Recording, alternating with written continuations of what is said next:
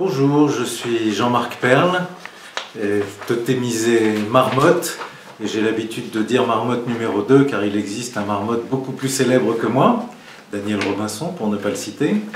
Je suis entré au ZEI en 1957 comme petit louveteau, et puis comme des milliers d'entre nous, j'ai eu la progression, je suis devenu éclaireur, chef de patrouille, et puis routier, et puis ensuite je suis devenu chef de troupe. Et tout ça n'a rien d'exceptionnel. J'ai évolué ensuite, lorsque je suis devenu étudiant, j'ai eu la chance de travailler comme demi-permanent au QG, avenue de Ségur. À l'époque, le commissaire général était Rafi Ben Simon. Il y avait Sima Kolobov, Rennes, qui s'occupait de la branche cadette. Il y avait Daniel Robinson, il y avait Yona et Gilbert Dahan. C'était une époque un peu particulière puisque c'était les années 68, les fameux événements. Mais je voudrais d'abord revenir en arrière sur des choses qui m'ont marqué lorsque j'étais au ZEI. Et je voudrais notamment revenir à 1962. 1962, c'est le retour des rapatriés d'Algérie. Et comme un certain nombre de mouvements de jeunesse, les ZEI ont été mobilisés pour s'occuper de l'accueil des rapatriés. Nous étions jeunes, mais nous avons été, en tout cas avec ma troupe, qui était la troupe Josué, dont le QG était à Ségur justement, nous étions à Orly pour accueillir les gens qui arrivaient d'Algérie. Et je dois dire que ça a été pour moi quelque chose d'exceptionnel, car je n'imaginais pas la misère que ça pouvait représenter.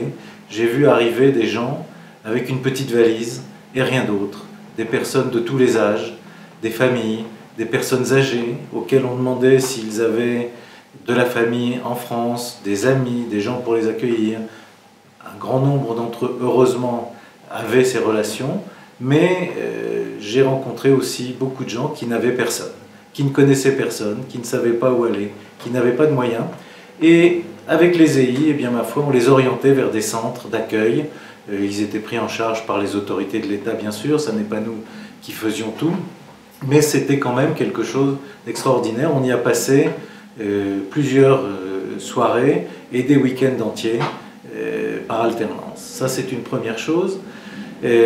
Ensuite, ça concerne beaucoup plus directement les ZEI. J'ai participé à l'élaboration et ensuite à l'animation aux côtés de Joseph Bengio Berger d'un voyage au Sénégal qui, je crois, a marqué ceux qui y ont participé. Une vingtaine d'EI sont partis en 1966 au Sénégal. Nous avons pris le bateau à Marseille. Nous sommes passés par Casablanca. Nous avons été reçus par des anciens ZEI de Casablanca, du Maroc. Nous sommes ensuite allés faire escale aux Canaries et puis arrivés à Dakar, où nous avons été reçus par des éclaireurs du Sénégal qui nous ont accompagnés pendant une partie de ce séjour, qui a été quelque chose d'assez extraordinaire. Voilà, c'est une chose dont je voulais parler également pour ce qui concerne les ZEI. Et il y a eu également la guerre de 1967, la guerre des 6 jours, qui a suivi ce voyage au Sénégal, qui a eu lieu l'année d'après, et où les ZEI se sont également tous mobilisés.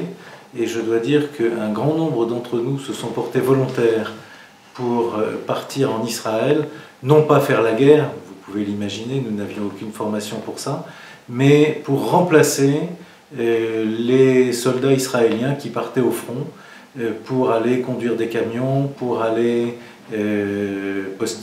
porter le courrier, etc. Comme beaucoup d'autres, je me suis porté volontaire, mais je n'ai pas été retenu parce qu'on m'a dit, écoute, tu as encore des examens à passer, si la situation empire, on t'appellera, mais pour le moment, on a suffisamment de volontaires.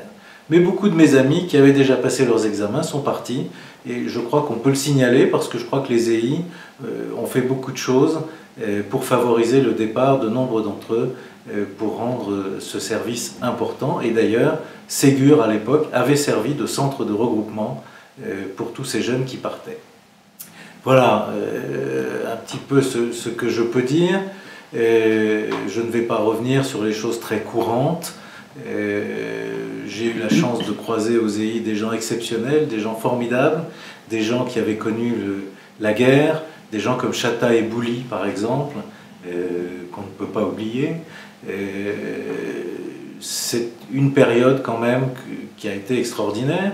Quand on est EI depuis qu'on est petit, on le reste toute sa vie.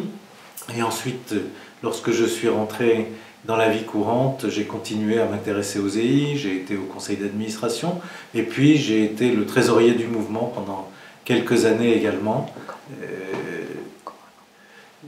Dans les années, à la fin des années 70, si mes souvenirs sont exacts. Mais à l'époque, c'était quelque chose de différent. Voilà un petit peu ce que je peux dire concernant les EI. Je ne crois pas avoir été un EI particulièrement important. J'ai été un EI comme les autres. J'ai eu la chance aussi de faire capi avec JP.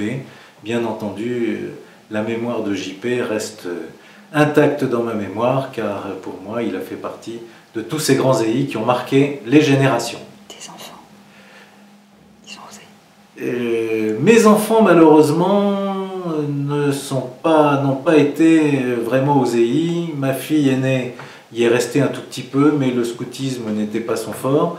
Et pour une raison dont je ne me souviens plus, mon fils est allé aux EDF de Boulogne, mais je pense que c'était plus pour une raison de camaraderie. Il avait des copains qui y étaient, et donc il est allé là-bas. Il a donc fait du scoutisme quand même, mais différemment, chez les laïcs, ce qui était quand même quelque chose de différent, même si le commissaire de groupe local s'appelait Lévy et le chef de troupe Dreyfus. Est-ce que tu as un message à faire passer aux jeunes générations ? Le message que j'ai à faire passer aux jeunes générations, eh bien, c'est de leur dire profitez de l'expérience des anciens, profitez de tout ce que les EI peuvent vous apporter aujourd'hui, et les EI peuvent vous apporter énormément de choses. Pour ce qui me concerne, je considère que ce que j'ai pu réussir dans ma vie, en grande partie, je le dois aux EI, et je ne leur en serai jamais assez reconnaissant. Et puis, je reviens vers les jeunes générations. Quand vous aurez profité des anciens, eh bien, faites profiter à votre tour les jeunes de ce que vous aurez appris, de ce que vous saurez faire et de ce que vous pourrez leur apporter. Voilà ce que je peux dire pour les futures générations.